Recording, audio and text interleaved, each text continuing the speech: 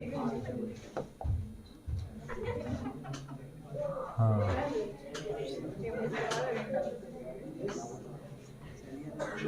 चलिए शांत रहिए। तो आज हम लोग बिहार बोर्ड मैट्रिक परीक्षा 2023 का ब्रह्मशास्त्र बैच में सामाजिक विज्ञान का क्रैश कोर्स का भाग 5 देख रहे हैं। और ब्रह्मशास्त्र ओनली फॉर सामाजिक विज्ञान का सब्जेक्टिव के लिए कार्य करता है। तो हम लोग आज का पहला प्रश्न देख रहे हैं, कह रहा है कि सर गुटेनबर्ग ने मुद्रण यंत्र का विकास कैसे किया। क्वेश्चन बड़ा इंपॉर्टेंट है और इसका परिभाषा एकदम सरल है, याद करने का आवश्यकता एक प्रकार से बोलिए कि है ही नहीं है। कह रहा है कि गुटेनबर्ग ने मुद्रण यंत्र का विकास कैसे किया था। तो बाबू यूरोप में छापखाना का आविष्कार का श्रेय सर्वप्रथम जर्मनी को योहान गुटेनबर्ग को जाता है। यूरोप में छापखाना जो का आविष्कार किया गया था, जो यूरोप में छापखाना का आविष्कार हुआ था, छापखाना समझते हैं, छापने वाला, ठीक है। तो यूरोप में छापखाना का आविष्कार का श्रेय सर्वप्रथम जर्मनी के कौन थे, योहान गुटेनबर्ग को जाता है। किसको, योहान गुटेनबर्ग को। योहान गुटेनबर्ग कहाँ के थे, जर्मनी को, जिन्होंने छापखाना का आविष्कार किया। जिन्होंने क्या किया, जिसने मतलब कौन, योहान गुटेनबर्ग, शॉर्ट में याद नाम रखेंगे गुटेनबर्ग। कौन, गुटेनबर्ग। 1448 ईस्वी में छापखाना का आविष्कार किया था। छापखाना का आविष्कार गुटेनबर्ग ने कब किया था, 1448 में किया था। जैतून का पौधा देखे आप लोग, जैतून का पौधा नहीं देखे हैं। बिहार का राष्ट्रीय जो वृक्ष जाति देखते हैं, कभी कभी चीप जैतून का फल रहता है। बिहार का कोई भी अति में लोगों में जैतून का पौधा रहता है। तो जैतून पेरने की मशीन का आधार बनाकर उसने प्रिंटिंग प्रेस का आविष्कार किया।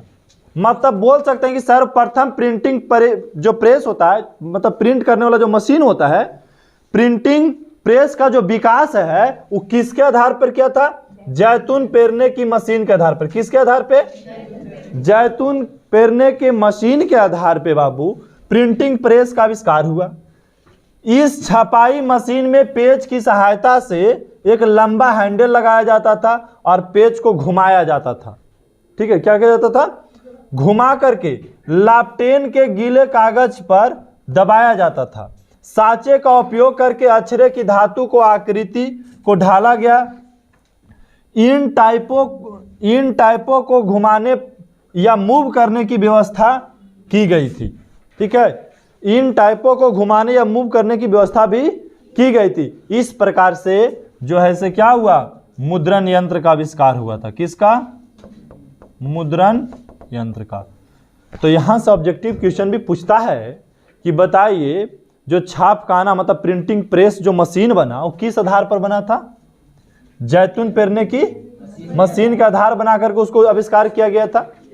ठीक है, और योहान गुटेनबर्ग ने छापखाना का आविष्कार कब किया था, 1448 में किया था। कब किया था, 1448 में। तो ये प्रश्न आपका क्लियर है। 39 बोलिए, किसी को दिक्कत, 39 वाला क्लियर है कि परिभाषा समझने में दिक्कत किसी को नहीं, आगे बढ़े। अगला प्रश्न काफी लीजिए। कह रहा है राज्य, संघ और राज्य का अर्थ बताइए। संघ और किसका, राज्य का। संघ राज्य में दो प्रकार की सरकारें होती है। संघ राज्य में, क्योंकि भारत जो है एक संघीय प्रदेश है, मतलब संघीय राज्य। ठीक है, तो संघ और राज्य में, संघ राज्य में दो प्रकार की सरकार होती है। एक केंद्रीय, जिसको हम संघीय सरकार भी कहते हैं। केंद्रीय सरकार को क्या बोलते हैं हम लोग, संघीय। यहां पूछ रहा है कि संघ और राज्य में क्या, संघ और राज्य का अर्थ बताइए। मतलब हम संघ किसको कहते हैं, एक प्रकार से अगर अपना भाषा में समझे तो सर हम संघ किसको कहते हैं और राज्य किसको बोलते हैं। भारत एक संघ है, भारत क्या एक संघ है। तो हमें यहां पर यह बताया गया कि संघ राज्य में दो प्रकार की सरकारें होती है। संघ और राज्य में कितना प्रकार की, दो प्रकार की सरकार होती है। एक केंद्र सरकार जिसको हम संघीय सरकार भी बोलते हैं, संघीय सरकार को दूसरा नाम क्या है? केंद्र सरकार। क्या बोलते हैं? और दूसरा में राज्य सरकार, दूसरा में राज्य सरकार। जब देश में शासन संचालन के लिए दोहरे स्तर की सरकार का गठन किया जाता है तो वह संघ राज्य कहलाता है। क्या कहलाता है? संघ राज्य कब कहलाता है? जब देश में शासन चलाने के लिए, जब देश में शासन व्यवस्था को चलाने के लिए दोहरे स्तर की सरकार का गठन करते हैं, दोहरे स्तर की सरकार के गठन करते हैं, तब क्या बोलते हैं? वह संघ राज्य कहलाता है। राज्य संघ के अंग होते हैं। राज्य जो है बाबू, राज्य किसका अंग है? संघ का अंग है। राज्य जो ऐसे अंग है, जैसे मान लीजिए हाथ क्या है? पूरे शरीर का एक अंग है। या फिंगर क्या है? ये हाथ का अंग है। फिंगर ये हाथ का अंग है ना जी। तो उसी प्रकार राज्य जो है किसकी अंग है? एक संघ की अंग है। किसकी अंग है? संघ की क्या है? अंग है। जिनके शासन की संचालन के लिए राज्यों की सरकार होती है। अब राज्य के चलाने के लिए क्या होता है? एक राज्य सरकार होती है। क्या होता है? हाँ, दोनों स्तरों के सरकार के बीच संविधान के द्वारा शक्तियों का बंटवारा कर दिया गया है। अब दोनों सरकार होती है। हम बताएं कि संघ और राज्य में दो सरकार होती है। कई सरकार? दो सरकार। एक सरकार का नाम क्या है? केंद्र सरकार। और एक सरकार का नाम है राज्य सरकार। जो राज्य सरकार है वो केंद्र सरकार का एक अंग है। केंद्र सरकार का क्या एक अंग है? जैसे राज्य सरकार कौन? हमारे बिहार के जो मुख्यमंत्री है नीतीश कुमार जी हैं, ये राज्य सरकार है। और भारत के जो प्रधानमंत्री है वो क्या है? केंद्र सरकार है। ठीक है। और दोनों की शक्तियों के बीच क्या कर दिया गया है? बंटवारा कर दिया गया है कि भाई रेल के कौन देखेगा? तो बोलेंगे केंद्र सरकार देखेगा। शिक्षा के अच्छे दोनों मिलकर देख लेंगे। फिर मान लिया जाए कि बिहार पुलिस, चलो राज्य सरकार देखेगा। बिहार के शिक्षा व्यवस्था प्राइमरी सब तो राज्य सरकार देख लेगा। तो ये दोनों की शक्तियों के बीच क्या कर दिया गया है? बंटवारा कर दिया। तो बताइए आपको राज्य और संघ में समझ आती? राज्य और संघ समझ में आया? ठीक है, मतलब केंद्र और राज्य समझ में, एक प्रकार से केंद्र और राज्य समझिए। अगला ये कहता है स्वयं सहायता समूह क्या है? स्वयं सहायता समूह क्या है? कहता है बाबू कि ग्रामीण या शहरी क्षेत्र में, 19 गलती से लिखा गया, ठीक है, ग्रामीण या शहरी क्षेत्र में छोटी बचत करने वाले 15 से कितना लोग? 20 व्यक्तियों का वह समूह जो अपने सदस्यों के उनके निजी एवं व्यवसायिक जरूरतों के लिए ब्याज पर ऋण देता है। ब्याज पर क्या देता है? जैसे मान लीजिए स्वयं सहायता समूह। स्वयं सहायता समूह के शॉर्ट नेम होता है SHG।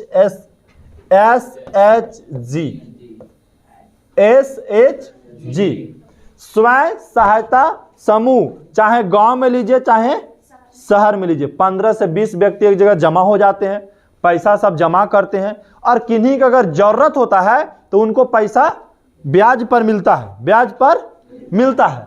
वैसे संस्था को क्या बोलते हैं हम? स्वयं सहायता समूह कहते हैं।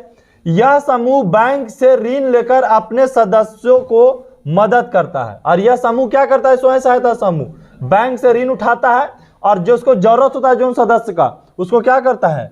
ऋण दे देता है। इनकी ब्याज दर महाजन से और साहूकार के द्वारा लिए गए जाने वाला से क्या होता है? कम। जैसे महाजन से हम जो ब्याज लेते हैं चाहे साहूकार से जो हम ब्याज पर पैसा उठाते हैं उससे इनका ब्याज काफी कम लगता है। जैसे एगो महिला की कौन सी संस्था है? 10-10 जीविका। जीविका क्या है बाबू? 15-20 गो लोग क्या करते हैं? 10-10 गो रुपया जमा करते हैं और उनमें से किसी को पैसा जरूरत होता है तो 1 लाख रुपया उठा लेता है तो उसको बड़ी कम परसेंटेज देना पड़ता है। कितना? 1% से लगता है या 2% लगता है ना? 1% देना पड़ता है। जबकि हम दूसरा जगह से उठाएंगे तो हमको 10% देना पड़ जाएगा। ठीक है, 10% से लेकर के 5% भी होता है। कहीं कहीं अगर ज़्यादा दोस्ती है तो 5%, नहीं तो एकदम दूर के यहाँ ज़्यादा जरूरत है तो 10% भी लग जाता है। तो ये होता है स्वयं सहायता समूह। स्वयं सहायता समूह अपने से बैठा के भी लिख दीजिए कि गांव या शहर में 15 से 20 व्यक्तियों का एक समूह होता है जिसमें ज़रूरतमंद व्यक्तियों को अगर ऋण की आवश्यकता है तो बैंक से उठा करके उस सदस्यों को मदद करते हैं, जबकि ब्याज काफ़ी कम पर दिया जाता है। अगर बोल सकते हैं एक प्रकार से कि साहूकार और महाजन से जो होता है कम ब्याज पर उसको पैसा उपलब्ध हो जाता है, वो अब काम निकाल करके फिर वह ऋण को चुका देता है। ठीक है, ऋण चुकाना है। अब सर कृषि आधारित उद्योग किसे कहते हैं? एकदम इजी प्रश्न आ गया। कृषि आधारित उद्योग कहता वे सभी उद्योग जिनके लिए कच्चे माल कहां से उपलब्ध हो, कृषि से प्राप्त हो, उसको क्या कहते हैं, कृषि आधारित। जैसे में चीनी उद्योग, कौन उद्योग है, चीनी उद्योग किस प्रकार के उद्योग है, कृषि आधारित उद्योग। जैसे उद्योग बहुत सारे न होते हैं, जैसे मान लीजिए बाबू कि चीनी के जो कंपनी खोली, चीनी का हम क्या खोल दिए, उद्योग खोल दिए, चीनी का क्या खोल दिए, उद्योग। तो चीनी उद्योग अगर किसान जो है, कृषि जो है उत्पादन नहीं करे गन्ना के, तो क्या ही चलेगा।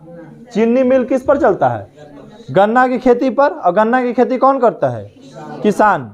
तो बताइए ये कंपनी किस पर निर्भर है, किसान पर निर्भर है, इसको कृषि आधारित उद्योग कहेंगे।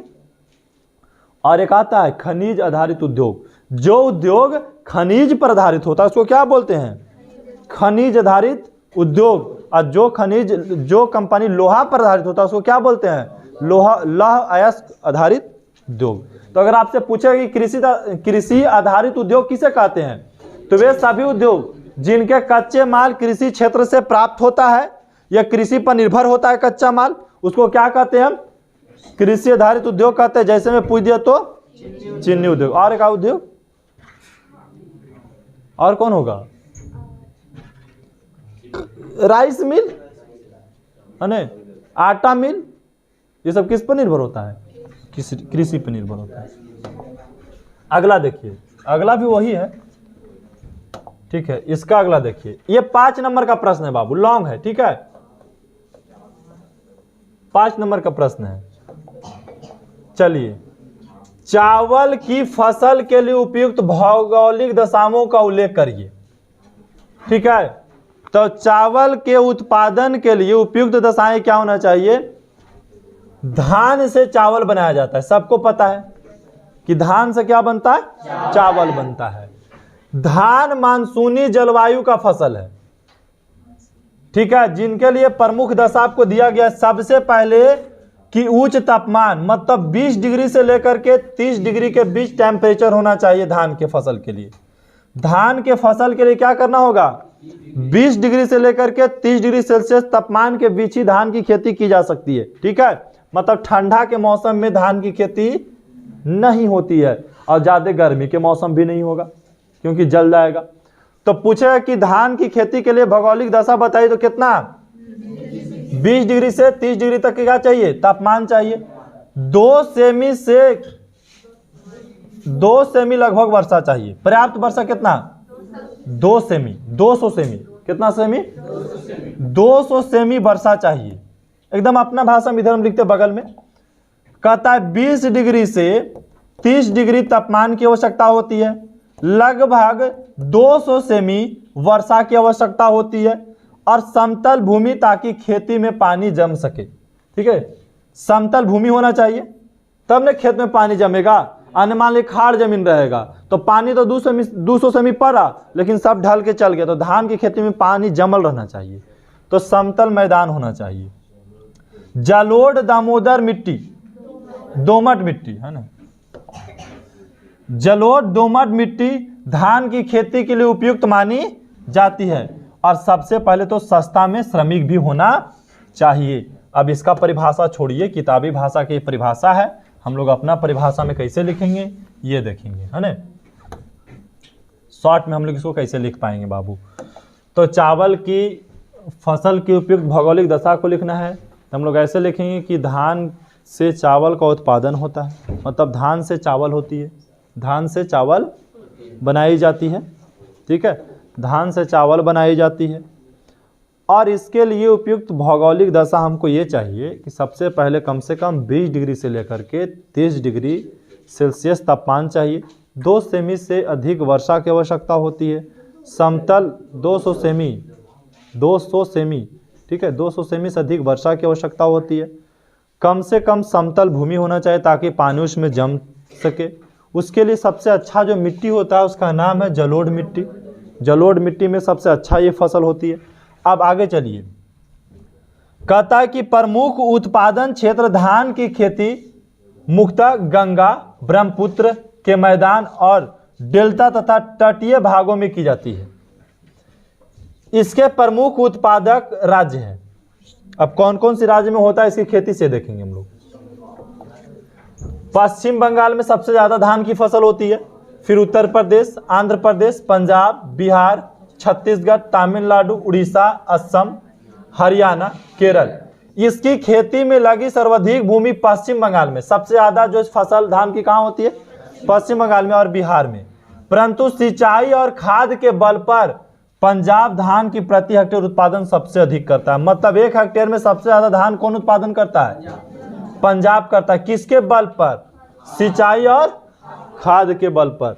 दक्षिण भारत में इसकी खेती में सिंचाई का सहारा लेना पड़ता है। अगर दक्षिण भारत में धान की खेती करेंगे तो सिंचाई का सहारा लेना पड़ेगा। जैसे कावेरी, कृष्णा, गोदावरी, महानदी के डेल्टा में नहरों का जाल बिछा है, जिससे इस क्षेत्रों में कहीं 2 फसल कहीं 3 फसल तक की धान की खेती की जाती है। प्रति हेक्टेयर उत्पादन अधिक है, इसलिए यहां से दूसरे राज्यों में चावल भेजा जाता है।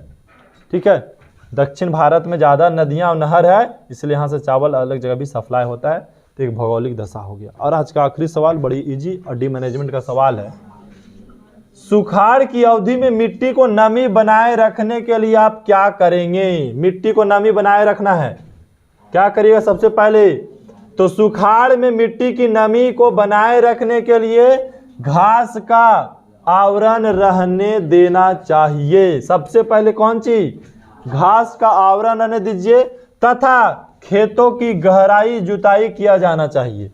खेतों के अच्छा तरीका से, गहरा तरीका से क्या कीजिए? खेतों के जुताई कर दीजिए, जिससे मृदा में नमी बनी रहे। ये 3 विधि का प्रयोग करके आप नमी को बनाए रख सकते हैं। मिट्टी की नमी को क्या कर सकते हैं? बनाए रख सकते हैं। तो ये आज का था आखिरी सवाल, डी मैनेजमेंट का था।